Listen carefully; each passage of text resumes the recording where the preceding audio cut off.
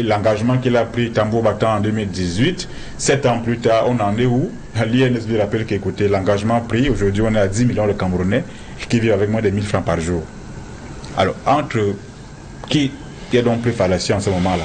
Je pense que le plus fallacieux actuellement n'est ni l'opposition, ni les évêques, mais davantage le RDPC lui-même, c'est-à-dire Paul Biya lui-même. C'est le chef des fallacieux. Donc, dans ce discours, il y a tellement de contradictions. Les insultes dont Aloïs vient de relever tout à l'heure, lorsqu'il parle de certains esprits chagrins, je suis allé un peu voir qu'est-ce que c'est qu'un esprit chagrin. C'est un esprit malheureux, affligé, triste, qui nous a rendus malheureux dans notre pays. Qui a rendu la jeunesse camerounaise malheureuse?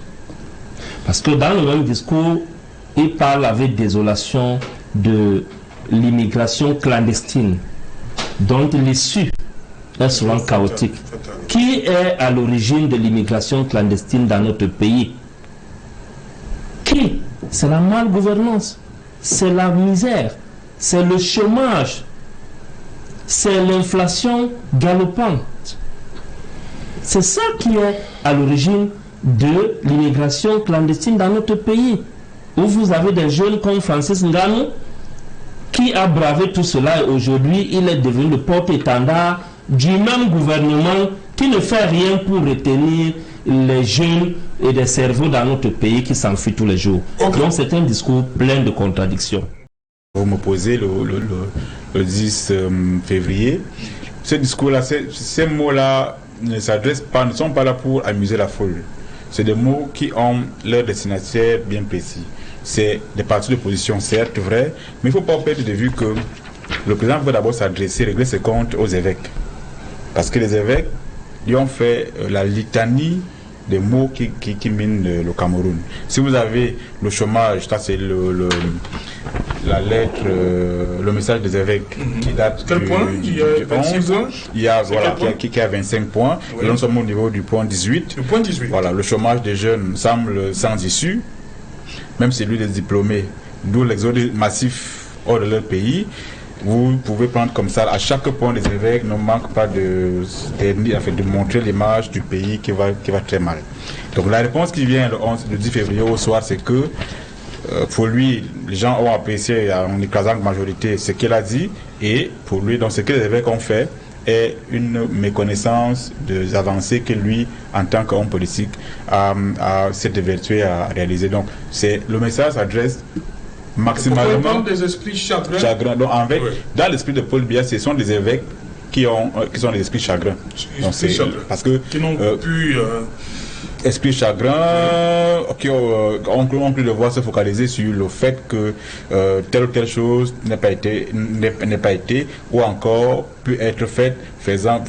Bref, pour Paul Biya, les évêques qui ont fait la litanie des mots ont pris sur eux d'ignorer, volontairement ignorer tout ce qui a pu réaliser. Donc, je pense que les personnes qui ont reçu les pics de Paul Biya en premier, c'est d'abord les évêques. À ce niveau, il faut quand même faire un petit commentaire, un détail, et dire que il faut beaucoup se méfier des gens qui n'ont que Dieu comme seul secours. Lorsque quelqu'un n'a que Dieu sur qui il compte, eh bien, cet individu, ce sujet-là était quelqu'un de très dangereux. Et donc, quand il s'arrange comme on dit, à tirer sur les évêques, j'espère que c'est sur quoi il compte. Aujourd'hui, il est taxe d'esprit chagrin. Voilà. On évacue ça et plus tard, il s'arrange donc à régler également ses comptes aux partis politiques qui, pour lui, font des promesses fallacieuses. À ce niveau-là, je me suis un peu arrêté et vous venez de suivre le docteur Rifoué, ce n'est pas des hommes politiques, il s'adresse à une personne en particulier. Si on suit bien. Bon, ça sont des promesses fallacieuses. À ce niveau-là, je me suis un peu arrêté et vous venez de suivre le docteur Rifoué, ce n'est pas des hommes politiques, il s'adresse à une personne en particulier. Si on suit bien. Bon, ça c'est l'acception de Dr Rifoué, mais je pense qu'il faut globaliser la perception et dire qu'actuellement nous avons quand même des partis politiques qui sont très sérieux. Il y en a au moins deux qui s'impose. Il y en a, en fait, je sais pas si vous avez le PCRN qu'on est en train de vouloir décapiter, sinon déjà décapité.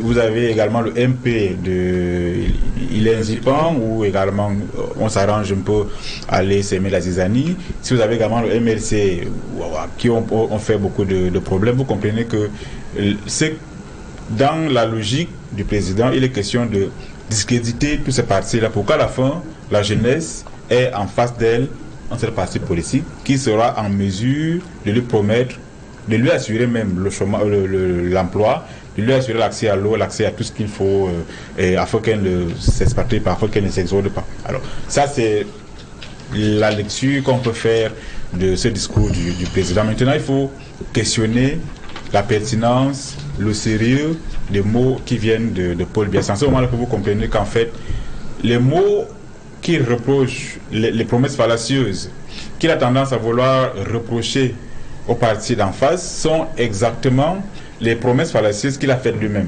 C'est-à-dire qu'il a pris des engagements en 2018 qui, 7 ans plus tard, ont de la peine à être palpés. On prend le cas de l'agriculture, par exemple. Lorsque vous parcourez sa profession de foi de 2018, vous vous rendez compte que l'engagement qu'il avait pris de manière solennelle, c'était de relever l'agriculture camerounaise. Alors, 7 ans plus tard, on a justement fait des avancées, mais sauf que c'est dans le sens inverse. Au lieu de cultiver le riz local, on a plutôt trouvé la solution idoine, c'est d'aller distribuer les sacs de riz à l'origine carrément douteuse. Qui a donc entre promesses fallacieuses qui sont encore dans la tête des opposants et celle-là qui a de la paix, dont on voit l'échec palpable, qui est plus fallacieux. C'est le bonhomme qui a fait la promesse en 2018.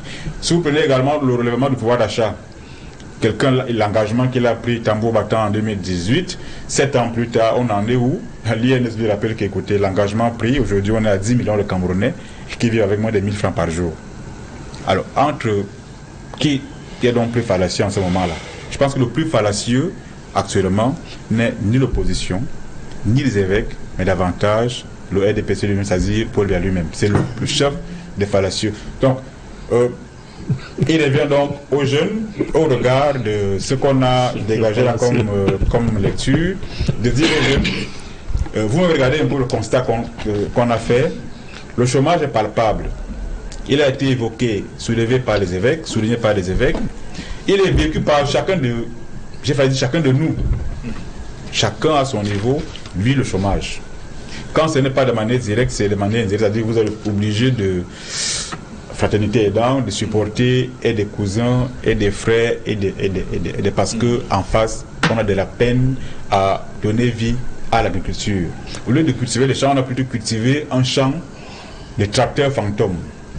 Vous imaginez ça? Alors, dans ce cas, qui est plus fallacieux? Je pense que ma petite perception de l'affaire, c'est que il semble avoir atteint le cimetière de ses compétences. Il ne peut plus rien fournir, il ne peut plus rien proposer. Et donc, qu'est-ce qu'il lui reste à faire? C'est de chercher un peu à décapiter des partis qui peuvent constituer des alternatives.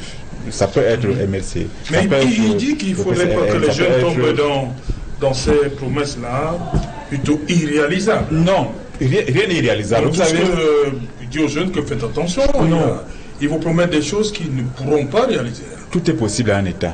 Vous savez, en 60, la Chine était très pauvre. La Chine était très pauvre.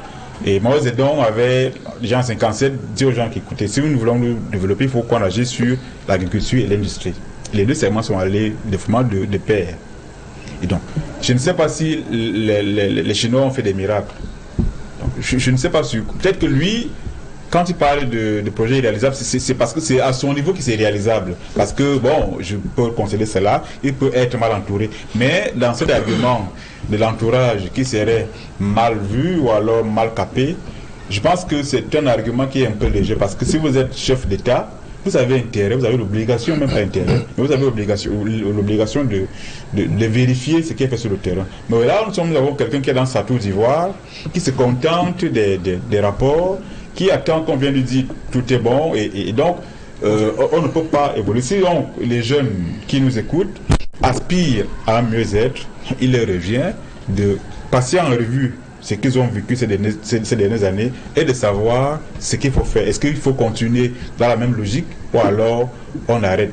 Ok, merci. Rapidement avant le journal. Bonjour les amis, bonsoir selon l'heure à laquelle vous allez regarder cette vidéo. Oui, les amis, vous avez bien compris le décryptage du discours de Paul Biya par Aloïs Onana et Binyam Emmanuel. Oui, moi je n'ai plus aucun commentaire à donner. Chacun sait ce qu'il a à faire.